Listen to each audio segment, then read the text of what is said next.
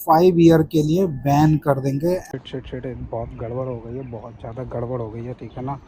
Deport कर रहे हैं ये लोग ना, डिपोर्ट। ओवर स्टे के चक्कर में जो है वो डिपोर्ट कर दिया है। भाई तुम इतनी बड़ी गलती कैसे कर सकते हो, इतना ज़्यादा। राम राम जी, राम राम जी, क्या हाल चाल है। Welcome to my YouTube channel. और आप सभी लोग कैसे हैं? आशा है सब सभी मंगल में होंगे। तो हम निकल पड़े हैं आज अपना पासपोर्ट कलेक्शन के लिए, जो कि मैंने आपको बताया था लास्ट टाइम के वीज़ा लगने के लिए, रेसिडेंस परमिट लगने के लिए हमने दिया था। तो वो मेरा कल लग गया था, तो 11 तारीख में। मगर आज 12 तारीख है, तो मैं अपना आज कलेक्शन करने जा रहा हूँ, क्योंकि कल मेरे पास टाइम नहीं था। कल क्लासेस की वजह से मेरे को टाइम नहीं था, क्योंकि मेरे को फोसान से ग्वांजो भी जाना था क्लास देने, तो टाइम लग नहीं पाता। तो इस चक्कर में मैं आज जा रहा हूँ 12 तारीख में। तो मेट्रो से जा रहा हूँ मैं, थोड़ा थोड़ा व्यू आपको दिखाता जा रहा हूँ। जैसा कि देख ही रहे हैं आप लोग, व्यू बड़ा शानदार आ रहा है। मेट्रो से बाहर का जो होता है ना, तो बड़ा शानदार अच्छा लगता है, कहीं का भी हो। और अपना बैठे बैठे, मतलब अंदर टनल में इतना मज़ा नहीं आता जितना बाहर का व्यू देखने में थोड़ा सा है ना, अच्छा सा लगता है, थोड़ा सा एक्साइटेड रहते हैं, तो ये कह सकते हैं। तो बस अब हम पहुंच गए हैं जहाँ पर हमें जाना है, वहाँ पे उससे पहले ही ये मेट्रो ने हमें उतार दिया है। तो मेट्रो से निकल के बस अभी बाहर जाके मुझे बस पकड़नी है, तो बस का हम वेट करेंगे आगे जाके। यहाँ से नॉर्मली 2-3 मिनट की वॉकिंग है बाहर तक के जाने के लिए। तो अपना पहुंच जाते हैं बस, ज़रा सा धीरे धीरे चल के, क्योंकि टाइम तो है अभी अपने पास काफ़ी। 12 अभी बजे नहीं है, 12 बजने में भी अभी लगभग 45 मिनट से ज़्यादा हैं, क्योंकि 12 बजे लंच ब्रेक हो जाता है, तो वो फिर 2 घंटे बाद देते मेरे को। तो इस चक्कर में हम अपना आराम आराम से पहुंच जाएंगे। ये नहीं है कि देर हो जाएगी, क्योंकि मैं मेट्रो से इसी वजह से आया था कि कहीं देर ना हो जाए, तो ये वजह है। बस अब निकलते हैं, अपना कार्ड स्वैप करके बाहर निकलते हैं। हो जा हो जा हो जा, कार्ड निकाल के ही होगा। वैसे मोबाइल के बैक कवर में रख रखा था मैंने, मगर अभी कार्ड है ना, निकाल के हमें लगाना पड़ा, क्योंकि माइक लग रहा था, तो इस चक्कर में, माइक के चक्कर में वो ले नहीं पा रहा था। कोई नहीं, यहाँ से बाहर निकलते हैं। तो ये सामने ही एक जो है डी एग्ज़िट पे मॉल है अपना, उधर दूसरा एग्ज़िट है, और बी ए शायद है, हाँ ए वाली साइड में भी मॉल के लिए जाता है, बी डी वाला भी। तो इसके पीछे एक अच्छा सा वाटर पार्क भी है, जो कि थोड़ी से मतलब मॉल के अंदर से भी जा सकते हैं, बाहर से भी जा सकते हैं, दोनों तरफ से उसका रास्ता है। ये मॉल भी जो है काफ़ी अच्छा बना हुआ है। बस अब चलते हैं सीढ़ियाँ पकड़ के।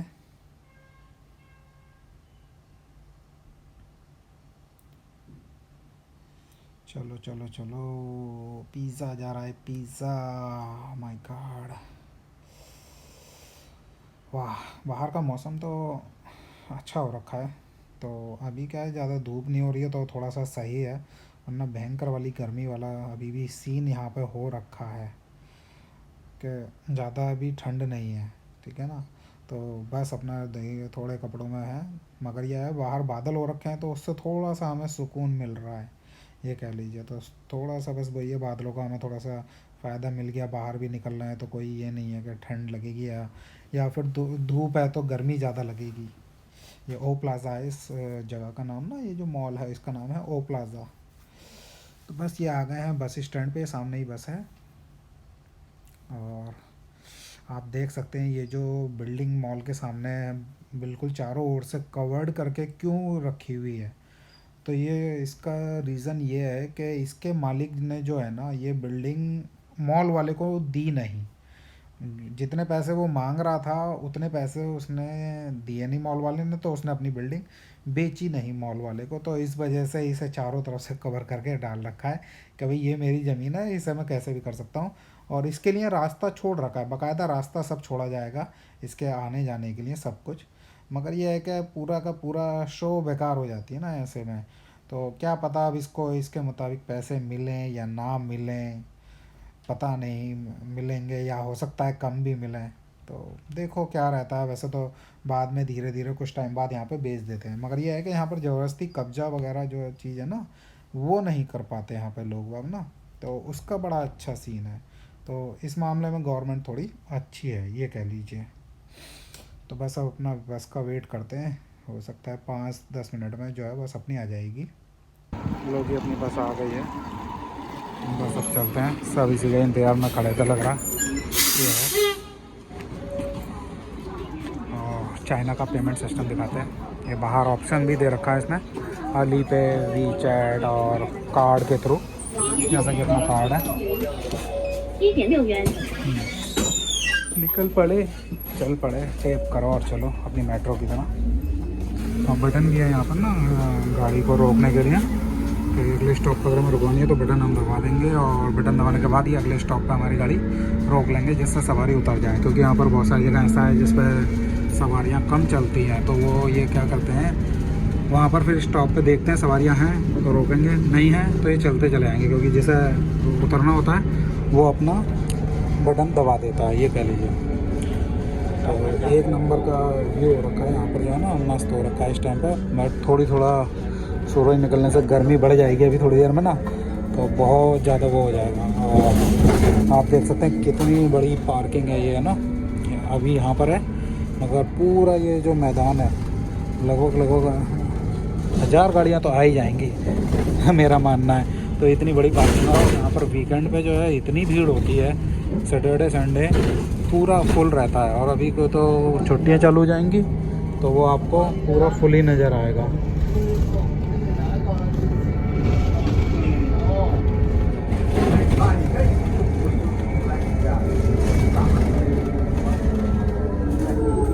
कंस्ट्रक्शन बहुत खतरनाक है यहाँ का ना, कंस्ट्रक्शन आप देख सकते हैं कितना खतरनाक तरीके से चलता रहता है। बहुत तेज़ी से काम करते हैं, बहुत तेज़ी से। कंस्ट्रक्शन के मामले में ये लोग बहुत तेज़ हैं, बहुत ज़्यादा। मतलब बिल्डिंगें तो ऐसा बनती हैं यहाँ पर 2-3 साल में है, मतलब पूरी का पूरा अपार्टमेंट खड़ा कर देते हैं, कई सारे ब्लॉक कह लीजिए। ये देखने को मिलेगा, मगर ये इवनिंग में जब हम आते हैं ना, इवनिंग में इतना शानदार व्यू आता है क्योंकि लाइटिंग की वजह से इतना अच्छा है यहाँ पर, तो बस पूछो मत। ये देखो शिप भी बना रखा है एक छोटा सा ना, और बाकायदा नीचे पानी भी है, मगर शिप चलता नहीं है ये कह लीजिए। और ट्रेन का इंजन भी है यहाँ पर, मुझे नज़र आ रहा है, आपको नज़र नहीं आएगा। ये अंदर से जाके देखने का है, बड़ा शानदार, बहुत बड़ा पार्क है ये। इसकी तो मैंने एक रील बना के पहले की डाल रखी है मेरे इंस्टाग्राम पे, और शायद यूट्यूब पर हो शायद, मगर इंस्टाग्राम पे तो है, इतना मुझे पता है। पेड़ों की वजह से सारी चीज़ें छुपी पड़ी हैं कह लीजिए, ग्रीन दी। और नीचे देख सकते हैं चार्जिंग स्टेशन कितने सारे बना रखे हैं ना इन्होंने, कार चार्जिंग के लिए पूरा भरा पड़ा है। बैटरी की तो यहाँ पर गाड़ी ले लो तो चार्ज की कोई टेंशन ही नहीं है। एक ये है, देखिए शंख बना रखा है इन्होंने, तो इधर वाटर फाउंटेन वगैरह चलता रहता है अपना, तो उसी के लिए वाटर पार्क कह लीजिए, तो वही चीज़ है इसमें यहाँ पर। तो जी अपने एक स्टॉप से पहले ही हम उतर रहे हैं, क्योंकि यहाँ से बस वॉकिंग डिस्टेंस है।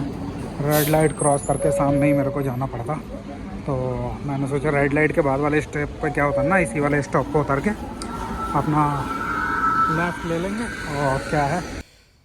तो जी बस अब निकलते हैं धीरे धीरे, जल्दी से जो है ना, अपना सामने ऑफिस है वहाँ पर पहुँचते हैं, अपना पासपोर्ट कलेक्ट करते हैं।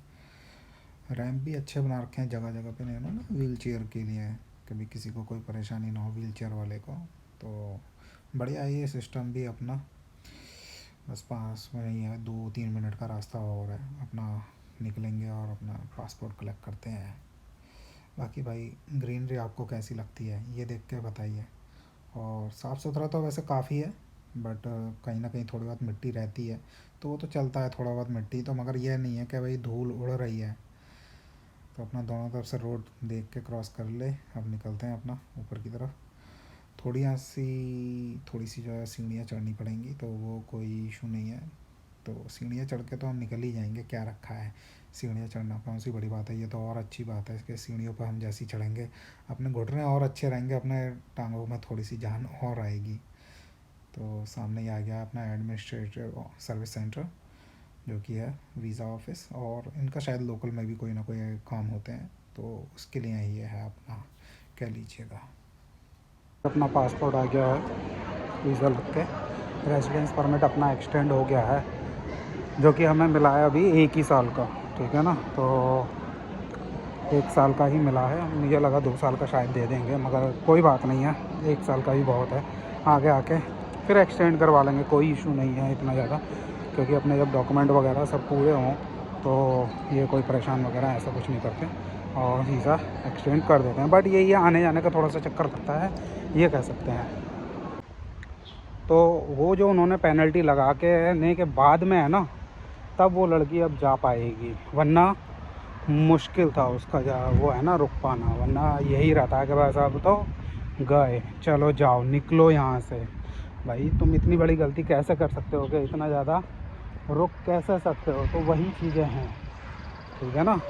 तो ओवर स्टे कभी मत करिए, जहाँ पर भी आप जा रहे हैं तो ओवर स्टे कभी नहीं करना चाहिए, ये चीज़ है। जी हाँ भाई लोगों, अपना पासपोर्ट पे वीज़ा लगने के बाद अपने निकल रहे हैं। और नीचे ये भी एक से बातचीत हुई मेरी, तो एक कोई फॉरेनर लड़की थी, उसका क्या है, उसको अब डिपोर्ट कर रहे हैं यहाँ से ना। और वो ये है इशू, ये है उसका कि उसने ओवर स्टे कर लिया 3-4 दिन, और वो इसका पहला टाइम नहीं था, वो इसका थर्ड टाइम था, third I think fourth time था। तो इसकी वजह से उन्होंने ये उस लड़की को डिपोर्ट कर रहे हैं। एक्चुअली क्या है ना, यहाँ पर पहली बार और दूसरी बार में थोड़ा सा रिलैक्सेशन दे देते हैं, उस पर क्या है अपना वो छोड़ देते हैं कि कह लो कि अपना कुछ फ़ाइन लगाते हैं, 500 RMB पर डे समथिंग ऐसा कुछ। तो वो फ़ाइन लगाने के बाद में जो है ना, वो लोग उसे डिपोर्ट तो नहीं करते, उसका नया वीज़ा लगा के उस टाइम पर वो कर देते हैं। बट अभी जो है वो उस लड़की को डिपोर्ट कर रहा है। मगर ये अच्छा हुआ कि उसने कुछ उसके जो थे तथ्य है, उसको चाइनीज़ उसके साथ में कोई ट्रांसलेटर थी, तो उसकी वजह से उसे उन्होंने डिपोर्ट करते करते रहने दिया कि भाई चलो ठीक है, हम तुम्हारा वीज़ा एक्सटेंड कर रहे हैं, बट ये लास्ट टाइम है और तुम्हारे पे पेनल्टी वगैरह लगाई जा रही है। तो जी इस चीज़ का हमेशा ध्यान रखिए कि भाई कभी भी आप है ना ओवर स्टे ना करें। ओवर स्टे करने से आपको एक तो इस कंट्री के साथ साथ आपको अदर कंट्रियों के लिए भी प्रॉब्लम हो सकती है, क्योंकि अगर आपको डिपोर्ट कर दिया इन्होंने, तो अगली कंट्री में कभी आप जा रहे हैं ना, तो वो लोग आपसे 36 क्वेश्चन कर देंगे एकदम से।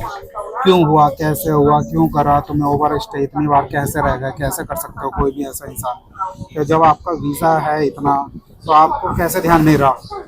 और पहली बार नहीं है, दूसरी बार नहीं, तीसरी बार हो रहा है या चौथी बार हो रहा है, आप ऐसे कैसे कर सकते हैं? तो इस चीज़ का विशेष तौर पे ध्यान रखें कि आप किसी भी कंट्री में जा रहे हैं ना, तो वीज़े का प्रॉपर ध्यान रखें कि भाई हाँ ठीक है, मेरा वीज़ा जो है वो अपना जब ख़त्म हो रहा है तो उससे पहले ही एक्सटेंड करवा लेना चाहिए, या फिर अपना उस कंट्री को लीव कर देना चाहिए। तो ये चीज़ भी बहुत ध्यान रखनी पड़ती है, क्योंकि इसमें बहुत लोग हैं जो ऐसा करते हैं, और ये एक तरीके से क्रिमिनल रिकॉर्ड ही कहलाता है ना, क्रिमिनल एक्टिविटी में चला जाता है कि भाई आप ऐसे कैसे कर सकते हैं। तो इस चीज़ का बड़ा ध्यान रखिएगा। बस अब निकल पड़े हैं हम, अभी हमें भी जाना पड़ेगा लैचोंग का, अपना जहाँ पर मैं रहता हूँ वहाँ के लोकल पुलिस स्टेशन में, और वहाँ जाकर अपना पुलिस रजिस्ट्रेशन करवाना होगा, क्योंकि मेरा जो पुलिस रजिस्ट्रेशन है वो अभी इसी 9 तारीख तक का था, 9/12 तक का, ठीक है ना। तो अभी क्या है, मेरे को जब मैंने पासपोर्ट जमा कराया था तो उन्होंने मेरे को स्लिप दे दी थी कि जब भी आप पासपोर्ट कलेक्ट करके आओगे तब तक तो आप रह सकते हो। अब तो मैं रह सकता हूँ लीगली, बट रजिस्ट्रेशन फिर भी कराना जरूरी रहता है, उसमें पता रहता है कि कौन लोग आए, कौन लोग गए, और कितने टाइम तक आप यहाँ पर हो। तो इस चीज़ का ध्यान रखने के लिए आप हमेशा ध्यान रखिए कि भाई आपको पुलिस रजिस्ट्रेशन करवाना होता है। तो हर कंट्री के अपने अलग अलग रूल हैं। तो चाइना में तो ये रूल है कि आपको चाहे बिजनेस वीज़ा पर हो, चाहे वर्क वीज़ा पर हो, तो उस पर आपको कलेक्ट वो करवाना पड़ेगा। अगर आप टूरिस्ट वीज़ा पे भी हो, जैसे किसी सिटी में आप 1 महीने के लिए रुकने आ रखे हो और आप किसी फ्रेंड के घर पे आकर रुक रहे हो, तो आपको जो है यहाँ के लोकल में पुलिस रजिस्ट्रेशन करवाना जरूरी है। हाँ, अगर आप होटल वगैरह में रुक रहे हो, आप बिजनेस वीज़ा पर हो, टूरिस्ट वीज़ा पर हो, वर्क वीज़ा पर हो, तो आपको ज़रूरत नहीं है कि भाई आप वहाँ पर आके पुलिस में रजिस्ट्रेशन करवाओ। तो इन चीज़ों का भी ध्यान रखना ज़रूरी है, क्योंकि इस पर भी पेनल्टी है यहाँ पर ना, चाइना में इस पर भी पेनल्टी है कि भाई आपको पेनल्टी देनी पड़ेगी अगर आपने रजिस्ट्रेशन नहीं करवाया है। तो फर्स्ट टाइम में तो ये वार्निंग देके छोड़ देते हैं, मगर अगर नेक्स्ट टाइम में आप करते हैं ऐसा, तो 150-200 ऐसे समथिंग की कोई पेनल्टी लगती है।